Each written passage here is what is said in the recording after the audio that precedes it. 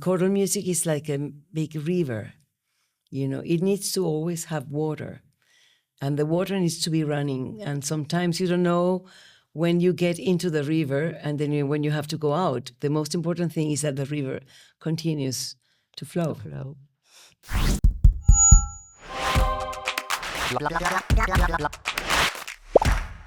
Ci sono musicisti, ci sono personaggi nel mondo corale che fanno la differenza nel mondo, fanno la differenza nel loro paese e che potremmo definire pionieri anche di un nuovo modo di intendere, in questo caso la musica corale. Quindi è un grandissimo onore per me avere due monumenti della musica corale venezuelana come Alberto Grau e María Guinand.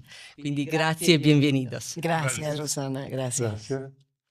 So it's difficult to talk about all the things you have done, but I think we can start from the beginning, and we start from our idea of music, choral music in Latin America.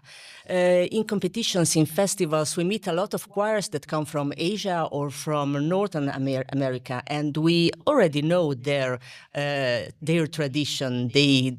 We have some opportunities to keep in touch with this, but we don't know really well what does choral music mean to people in Venezuela. And how would you define choral tradition in Venezuela? This is a question for both. Well, perhaps I can start and Alberto can continue. Yeah, okay. That's okay. Choral music in Venezuela and Latin America started back in the time of the Conquista, in the colonial times.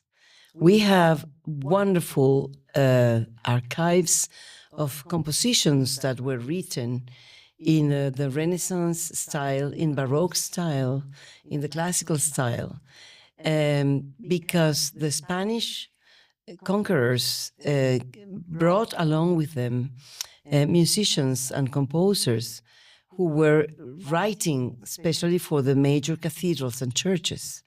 And after the independence wars in Latin America, we have a wonderful nationalistic movement that created beautiful music, instrumental, but also choral. Some countries are more developed than others. You find that music in Argentina, in Brazil, in Venezuela, in Cuba, in Colombia. And in Venezuela particularly, choral music started to be developed at the beginning of the 20th century. There was a school of composition of choral madrigals and choral songs and motets by composers. Some of them have studied here in Italy, others studied in Venezuela, but they knew very much about the counterpoint, about the madrigal, about the choral songs, and they wrote a treasure of music that unfortunately has not been widely known, published and widely known. So you ask me, what is choral music today in Venezuela? We have developed over the years, this started in 1929, and we are going to be almost a century now since that started. And over the years, the choral movement has grown immensely. I think that in the whole country, there are many, many choirs. And for a time in Venezuela, during the decades of the 70s, 80s, and 90s, I would say, the choirs could travel. There were resources, there was money, there were opportunities. In the last 2 decades, opportunities have become slimmer because of so many economical and political problems. But the choral life is still very, very active. And Alberto perhaps can say something about all the work we have done with new composers and new conductors. Bueno, no voy a hablar en inglés porque tardaría mucho. Y es lo mismo en italiano. Voy a hablar en español, ¿sí? Should I translate? Of course. Okay. Y entonces lo que puedo decir es que tanto en composición como en, digamos, dirección coral, hemos crecido mucho, especialmente en Venezuela, porque hubo un movimiento que comenzó más o menos en el 1920 y que ha tenido mucha repercusión desde el punto de vista coral y de composición. He says that in Venezuela, especially choral music and composition for choirs has grown steadily from the 1920s because these initial steps gave birth to a major movement that was further developed in the 70s and 80s. And I could add, now that we are in Arezzo, I could add that when Alberto Grau came with the Schola Cantorum of Venezuela, that was a young choir with a different aesthetic than the precedent choirs that existed in the country. He had had the opportunity to come to Europe and to see other ways of singing and interpreting, and he came to Arezzo, and they won the first prize. They were the first ones to be absolutely surprised and happy. But that triumph had a huge impact in the musical life of the country. When the Schola Cantorum went back to Venezuela and they celebrated this prize, Alberto was offered to go in two different directions.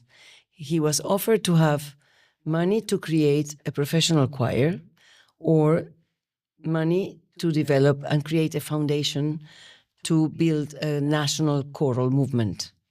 And he chose the second one. So from there, and from Arezzo, a whole new generation of conductors, choral composers, and music started in our country. And this means that if we talk, for example, you have mentioned the music of the colonies. This is usually a repertoire that is suitable for professional groups, not for amateur choirs usually, because you need to know something more to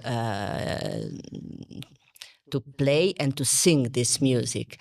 But probably you have started something new with amateur and professional choirs, because I think that, as you said, to start a new national choral movement is sounds like a revolution in some way. And which are the priorities? Because you knew very well, of course, the situation at that time in Venezuela. Which were the priorities to start the revolution?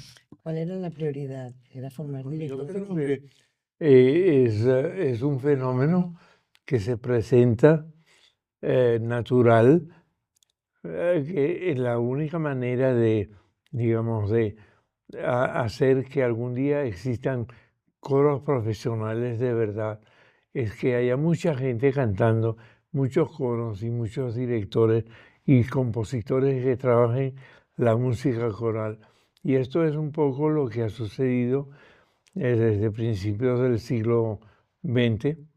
Y hoy el resultado es que tenemos coros por todo el país, la mayoría de ellos populares, pero que tienen la ambición de llegar a ser profesionales, y eso hace que el movimiento crezca y se mejore desde el punto de vista artístico. He says that in reality there were like three, not one priority, but like three different roads. It was very important first to develop a very popular, large choral movement where people really desire to sing. But in order to do that, you need to train conductors. So he was the pioneer building the conducting school for choirs in Venezuela that later became university degrees. And today you can have a master's degree in choral conducting in Venezuela. And this is wonderful because that allows you to have more conductors trained to form choirs. And thirdly, it has been started before by those pioneers composing for choirs, getting out new music for all types of choirs. So, and for that, you also need to create a school of composition, especially for choral music. And he's a very well-known composer, and probably to have good compositions, if you know very well your environment, your choirs, it's very important because you make music for them first to grow with music, and probably also with a sound and with some elements that are very close to their heart and to their nation. But why have you chosen choirs? Of course, you are also an orchestra conductor, but why choirs for education? ¿Tú? ¿Por qué coros? Porque el coro está más cerca de la gente, del pueblo. Y nosotros hemos practicado mucho lo que es la música popular y eso nos ha, digamos, dado la oportunidad de ir creciendo rodeados de... Lo importante de los movimientos corales es que sienten un orgullo muy especial, ¿no?, hacia su música, pero también hacia sus agrupaciones. Because choral music is very close to the people. And when we say people, people of all genres of musical education or not education. And choral music brings you close and very proud to your community, to your choir, to your country. And in my case, I would say that for me, education was a very important part of my vocation. I wanted always to be able to talk and to teach. And choral music is the most beautiful space where you can educate through music young people or older people or children or whoever with, as Alberto said, popular repertoire, more refined repertoire, very difficult repertoire, but you can, the choral conductor becomes really a very important teacher in the music making of its group. So it's a mission to help people grow with music, with choral music, and step by step come to a high level, because you work on a very high level in this case. But education is the heart of your musical life, and yes. You have worked in a lot of musical schools and conservatoires, and also in the conservatoire that we know that today to be the place where El Sistema Yes. started. And El Sistema it's connected in particular with orchestras. So young people growing and developing these musical talents through orchestras. But there's maybe in El Sistema also a place for choirs. Today, yes. And perhaps I will give the word to Alberto, but I could start by saying that today El Sistema is celebrating 50 years of being founded. And when El Sistema was founded, it was mainly orchestras, but the choral arm was the Fundación Schola Cantorum. So for more than 35, 40 years, we were developing the choirs while El Sistema was developing the orchestras. Today they have opened up to develop also choirs, and this has made the space for choral music even bigger. But perhaps Alberto wants to say something about his friendship and collaboration with José Antonio Abreu. Oh, please, yes.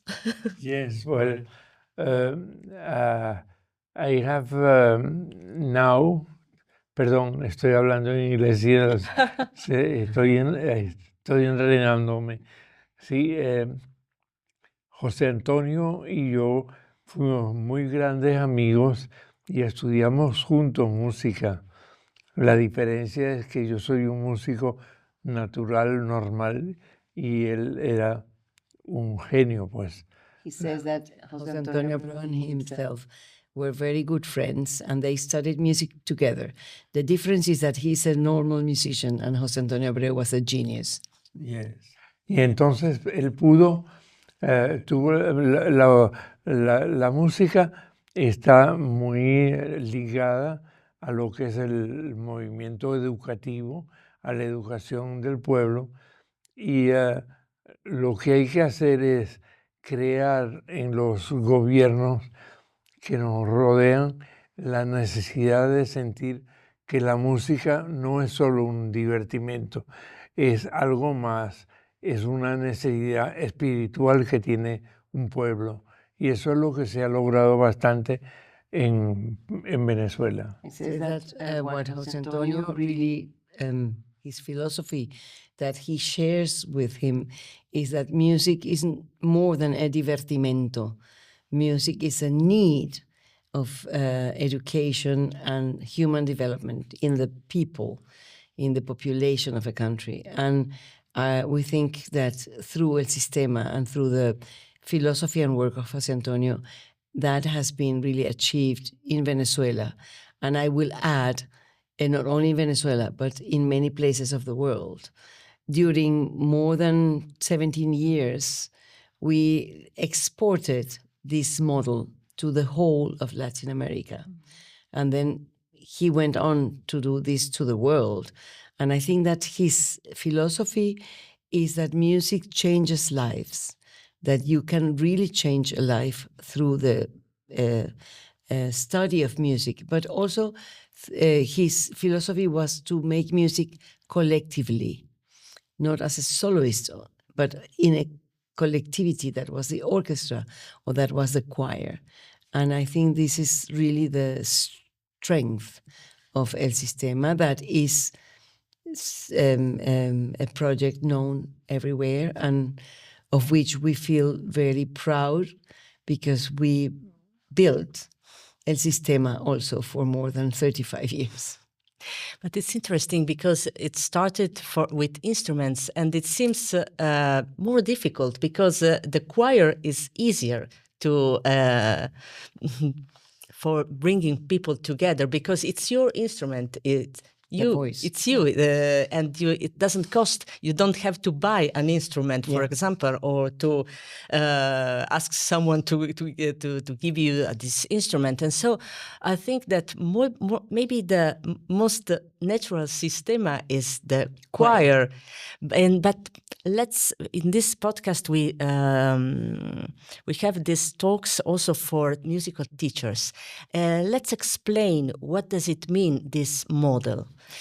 This model means, or meant at the time, a total change in the approach to music education, especially of young children and young people with instruments. You were not alone in a room with your teacher. You will learn your instrument in a group. And that was a revolution because at the time, if you wanted to sing, you were not going to go to a singing lesson. You were going to go to the choir. But if you wanted to play an instrument, you will go to a room with a teacher. And the revolution was that Abreu said, no, of course, you will have your individual lessons, but let's get you together in a group and with monitors sitting by you, and let's try to play together. So that will motivate a child who was learning an instrument. And learning an instrument can be something very discouraging if you are not good enough. But if you see others that have the same difficulties as you have, then you were, creating enthusiasm. So I think it was a revolution in the teaching of instruments, but also in giving opportunities to young people. Because in the 70s, when the Sistema of Orchestra was created, most of the orchestras were for professionals. You had to be in the conservatory 10 years before you could even think that you were going to play in an orchestra. All this growth of youth orchestras came afterwards. But do you have a network of collaborations with not musical schools, but with schools, with normal schools in which you promote maybe your way of working and you invite people to join the choirs, or maybe they have some classrooms in which you have a place to develop this Yes, we are not related to the orchestral teaching ourselves. We are choral, mainly choral foundation. And we do have some very important models that we have established in some schools that are schools located in very poor areas of the city, where children have little opportunity to go after school. So they have their choral singing and class within the hours of the school. And this has been a miracle. It's for more than 25, 30 years, we've been doing that in a series of schools. And from those schools, you can see the children grow to youth choirs, to mixed choirs and all that. And it's a... Tal vez lo más importante que hay que destacar de esta educación musical para un país no es tanto el deseo de hacer grandes músicos o genios, sino crear un individuo, un ciudadano más completo. Es decir, que tal vez lo más importante para nosotros es que a través de la música el niño y el joven crezca con otras alternativas espirituales hacia el mundo a través de la música. The most important of all this project is not so much to educate professional musicians, but to educate a human being that becomes more related to the art, to the development of the spirit through music. A human being that is more complete, that is wholeness through music. Let's talk about, of course, another time about the Schola Cantorum de Venezuela, because we haven't really said the name of this project. How does it work? Which is the structure, the story of the Schola Cantorum? ¿Quieres contarla tú o la cuento yo? ¿Tú? Okay, so I will just make a small resume. The Schola Cantorum started being a small choir, like a chamber choir, and it grew up to 32 singers when they came to Arezzo in 1974. After that, a foundation was created, and the main goal of the foundation was first to develop a school of conducting for choral conductors, and second, to develop massive singing through what we call common singing. Promoting that the young conductors will create their own choirs, and these choirs will meet twice a year and do massive singing and sing together. At the same time, the Schola Cantorum was related to El Sistema, so El Sistema needed choir for performing major choral symphonic works. So we were preparing major choral symphonic works, and through the major choral symphonic works, bringing into the choral life a lot of young people who sang differently in different levels. It didn't matter. You had to go, you had to learn. As we developed, then the Schola Cantorum had a women's choir, the Cantoria Alberto Grau.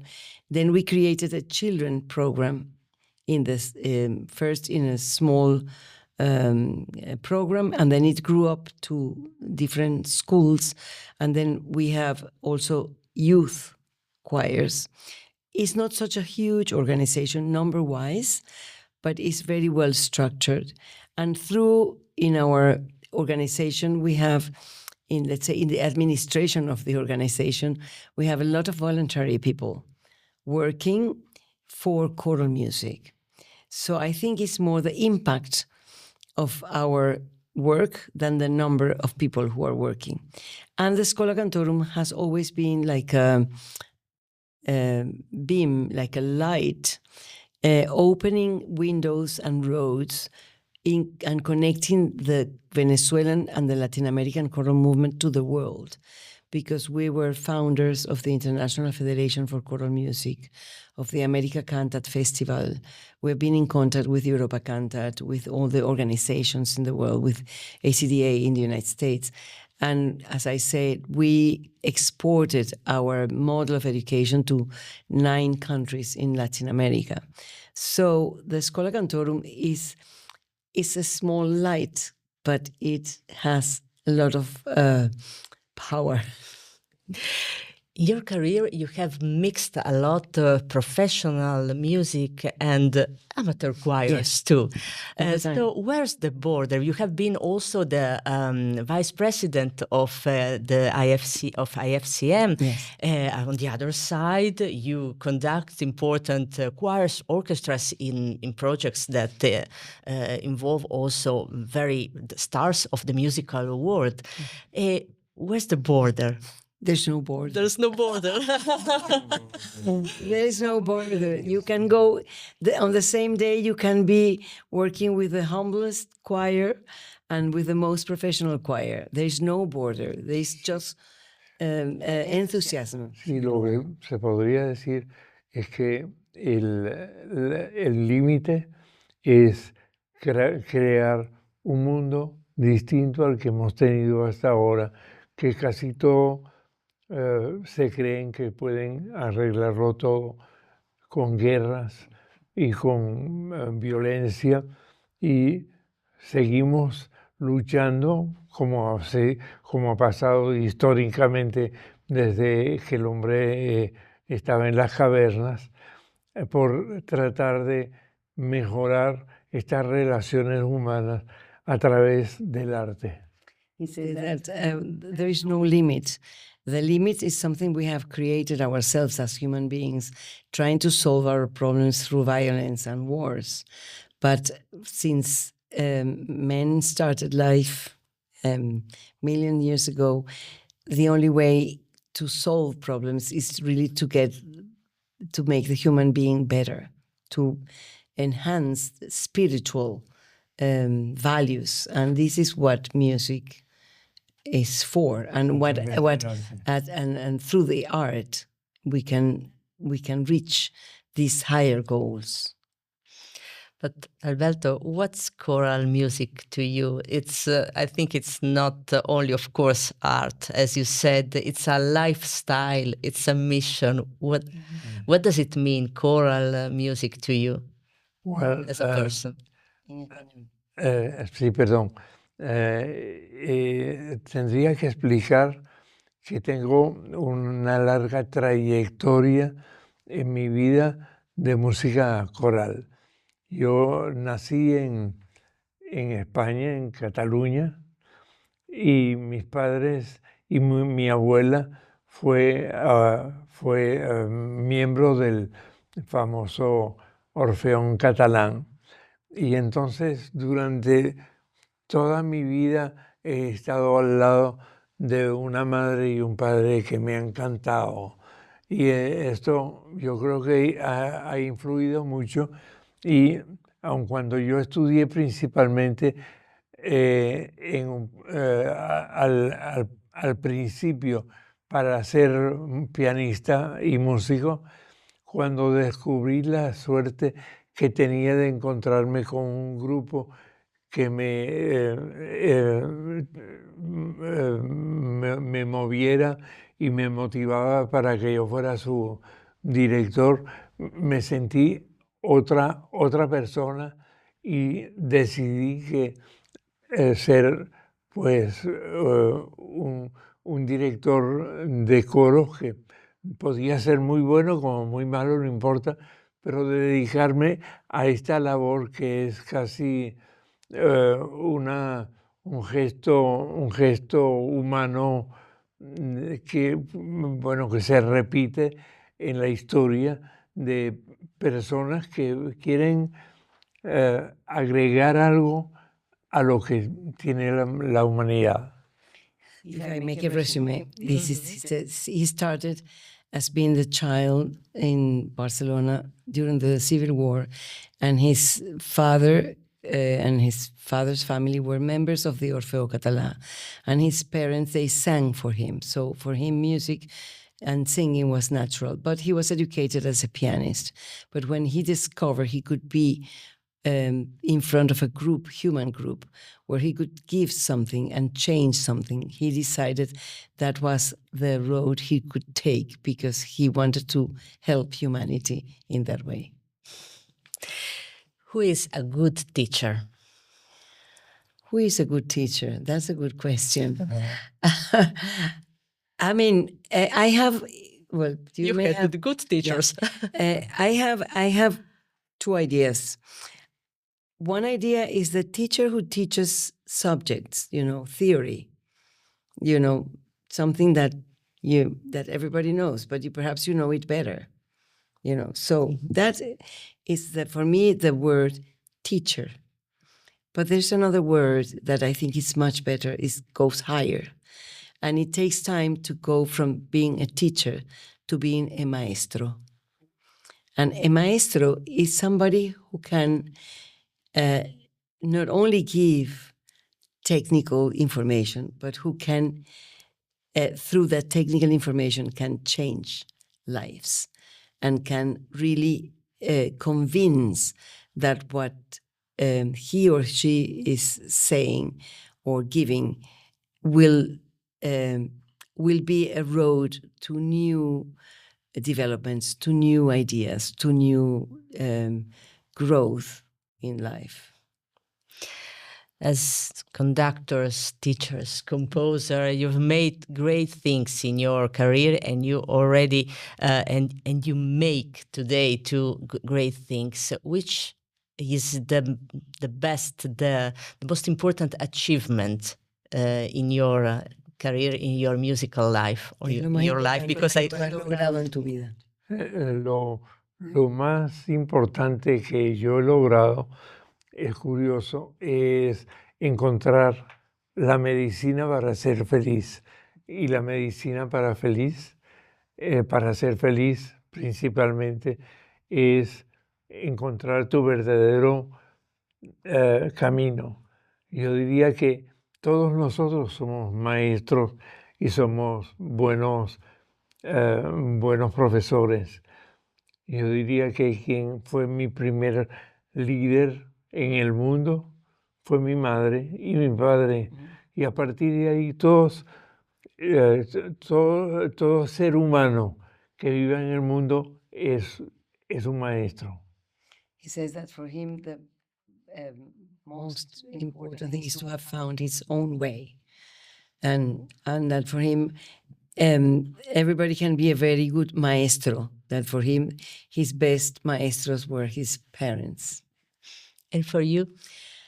For me, the most important thing in my life is that I didn't know when I was young that I wanted to dedicate my life to music, I have to say.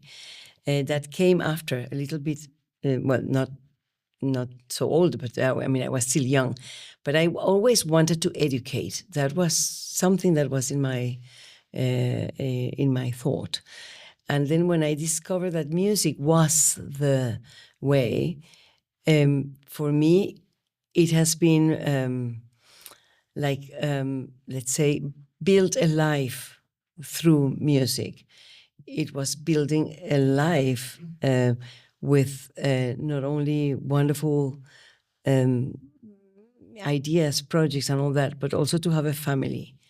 To have Alberto, to have my children and to have grandchildren, because for me that has been something extremely important. And that is there. The ones I have today is because of choral music, because it's with Alberto.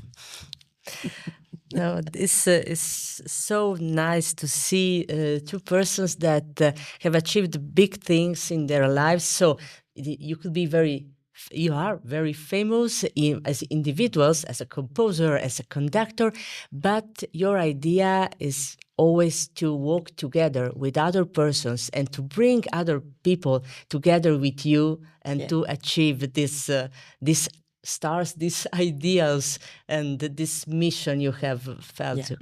Because we are not alone in the world. I mean, we are part of humanity. So this is part of a, let's say, of a peregrination. We are just here passing. And as we always say, choral music is like a big river. You know, it needs to always have water. And the water needs to be running. And sometimes you don't know when you get into the river and then when you have to go out. The most important thing is that the river continues to flow.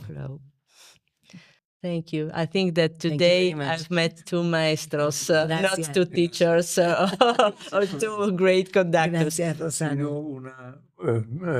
Digamos, un placer poder hablar contigo y dejar este mensaje que consideramos que es tan natural y tan oportuno para todas las personas que piensen como nosotros, que sepan que no están solos y que vamos a seguir trabajando. So he said that he's very grateful for this and to leave these measures for all the people that think like we think, that they should know that they are not alone, that we are here and that we will continue to work. And I endorse his words.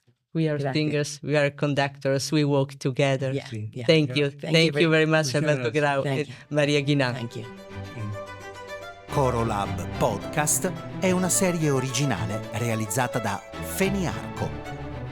Riprese e post-produzione a cura di Hobos Factory.